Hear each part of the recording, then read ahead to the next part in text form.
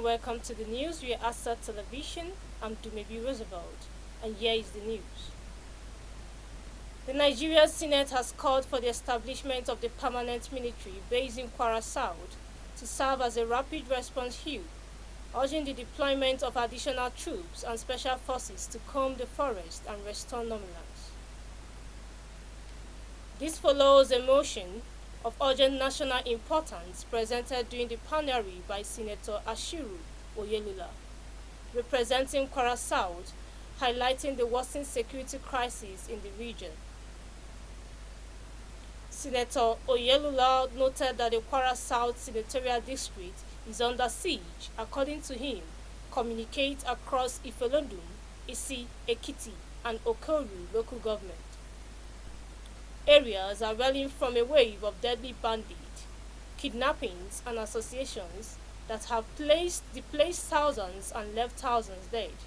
And over 70 killed in the last 12 months across Kwara South, with no fewer than 25 communities deserted due to recurring attacks, leading to severe human displacement and disruption of social and economic life.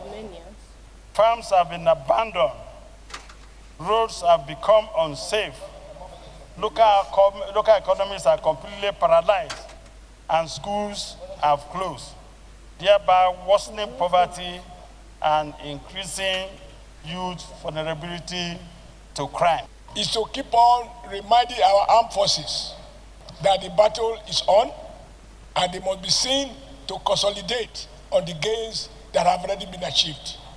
I am very sympathetic to the fact that many young officers and not so young have been wasted in their quest to defend us. While I acknowledge this laudable effort and the progress that have been made, I think it's important that we remind the armed forces that each day a Nigerian is kidnapped, particularly near a military facility. Our people feel discouraged. In Okwela, where we have 2 giant cement factories, 6 civil defense officers were felled by kidnappers. 6 of them in warfare swap because they were protecting the expatriates working in that factory, and they managed to escape with 1 or 2 of those expatriates. But the men in uniform, civil defense, pay with their lives, 6 of them. And that is why I have difficulties in no one can downplay that men in uniform and women in uniform are fighting hard to protect us. We just need to urge them to refocus, to re-strategize, and to recognize that if we are making gain in any war part and the criminals are migrating to another part, that is not a total gain. I believe that if we approach this issue as a collective, and then we strengthen our grassroots. I said earlier on this floor that once we strengthen our government system, we'll have had a pathway to fighting insecurity.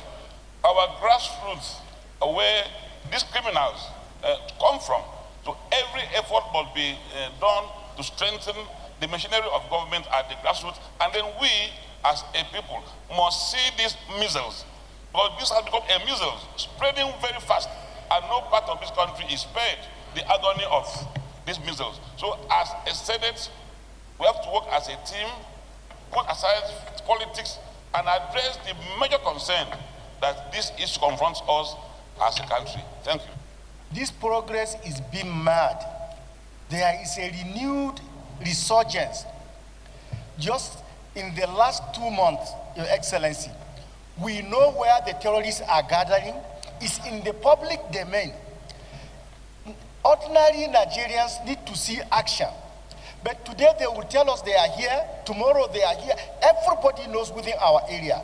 But we will not see any action taking place.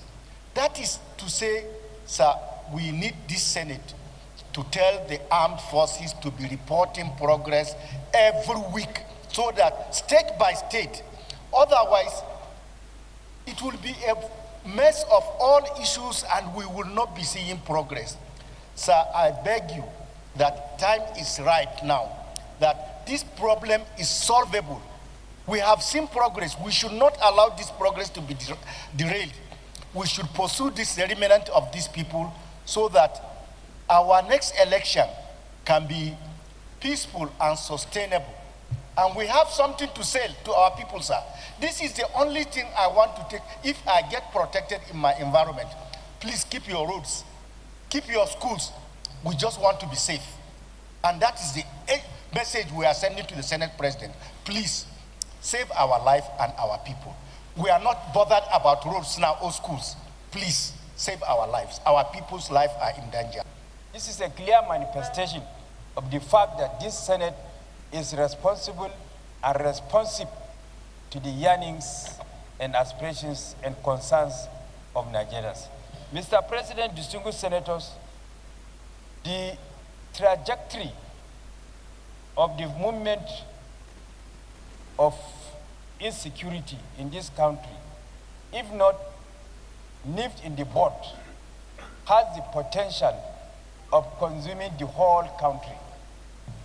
This problem of insecurity initially started in Borno State.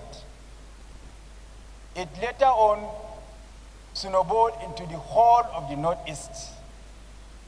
It migrated to the North Central and is now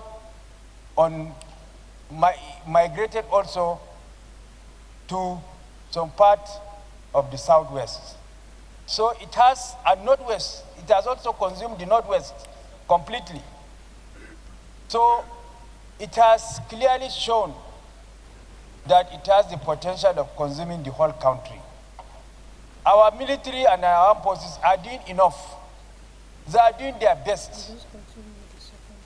But we still need them to do more, even with regard within the limited constraints of resources that they have at their disposal. In the process of this fighting this war, a lot of them have paid the supreme price and what have you. But that notwithstanding, we still expect more from them. And as a parliament that is responsible and responsive to the yearnings and aspirations of Nigerians that gave us the mandate to serve them, we are going to give them all the wherewithal for them to execute this war by way of appropriation and other legislative interventions. This is a Look at our neighbors, starting from Mali, Burkina Faso, Niger, even Guinea, even Cameroon, Benin Republic. This is something that has global dimension. Yes. Everywhere. And the president is doing very hard. Our armed forces, our gallant men and women in uniform, are doing very well to deal with the situation. And I'm sure they'll get into the root of this matter, what's happening, and deal and put decisive, go in there and do their best in dealing with the situation. It is sad, particularly those who are kidnapped as we speak. I think the first thing is to try to get them rescued. Rescue these people. And I'm sure our gallant men and women in uniform will do what is really expected of them. I'm sure their attention probably is somewhere that things have been going on to deal with the, well, you see, Kaduna, things are now going very fine there. No more banditry and what have you. Even Zamfara is being dealt with, and some other areas. They are doing very well. Around the country, they are trying very well.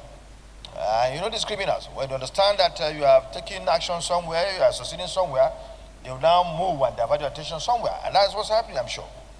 Because Kaduna now, which has been the epicenter of the problem is being dealt with decisively. I'm sure they were going to do that. They know all these games. They know how these criminals try to divert their attention. And I'm sure they will catch them. The long arm of the law will get them arrested. And they'll be brought to justice. Mr. President, we stand by these people of Parasar. We stand by with the people of Philadelphia, shoulder to shoulder. And we always do our best to make sure that their problems are solved. And the place will become peaceful, very peaceful as it used to be. Mr. President, I call all our colleagues to please rally around this motion so that it gets through. Thank you, Mr. President. The Federal Capital Territory Police Command has arrested 12 suspected armed robbers linked to the killing of an Arise News staff member, Somto Chukwu Christiala Madagu, and a security guard, Barnabas Dalami, doing a robbery attack in Abuja. Arise TV, in a post on his website on Thursday, said the arrest followed on an operation led by the Scorpion Squad under the FCT command, based on intelligence provided by a forensics firm, Giga Forensics, a subsidiary of EIB Strato. According to Arise, the Commissioner of Police FCT Command ordered a manhunt for the suspect after the September 29, 2025 attack at the unique apartment in Gishewe Village, Katampe District, which occurred around 3:30 a.m. The statement said operative of the Scorpion Squad, led by ACP Victor Godfrey, arrested the suspect following actionable digital and reconstructive intelligence provided by Giga Forensics, a subsidiary of EIB Strato. On behalf of the news crew, I'm Dumebi Roosevelt. Don't forget to follow us on our social media handles.